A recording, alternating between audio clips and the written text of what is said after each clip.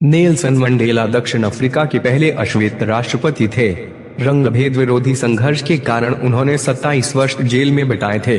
Mandela कहते थे कि मैं 27 सालों की लंबी छुट्टी पर गया था।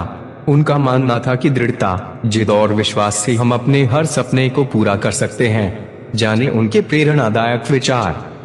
शिक्षा दुनिया का सबसे शक्तिशाली हथियार है जिससे आप दुनिया को बदल सकते हो।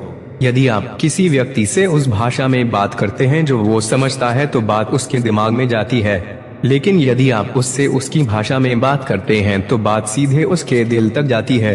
आप किसी काम में तभी सफल हो सकते हैं जब आप उस पर गर्व करें। जब तक काम किया ना जाए वो असंभव ही लगता है।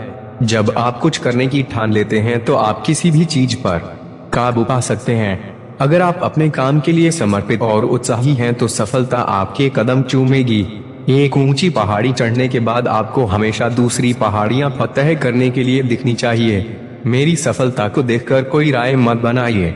आप देखिए कि मैं कितनी बार गिरा हूं और फिर दोबारा कैसे अपने पैरों पर खड़ा हुआ हूं। शिक्षा सबसे बड़ा हथियार है जिसका इस्तेमाल दुनिया को बदलने के लिए किया जा सकता है।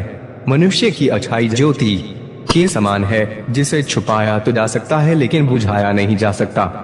शत्रु के साथ अगर आपको शांति चाहिए तो आपको अपने शत्रु के साथ काम करना होगा, फिर वह आपका साथी बन जाएगा। जेल सिर्फ आपसे आपकी आजादी ही नहीं छीनती बल्कि अपनी पहचान भी छीन लेती है। मुझे सफलताओं से मत आंकिए, बल्कि जितनी बार गिरा हूँ और गिर कर उठा हूँ उस बल पर आंकिए।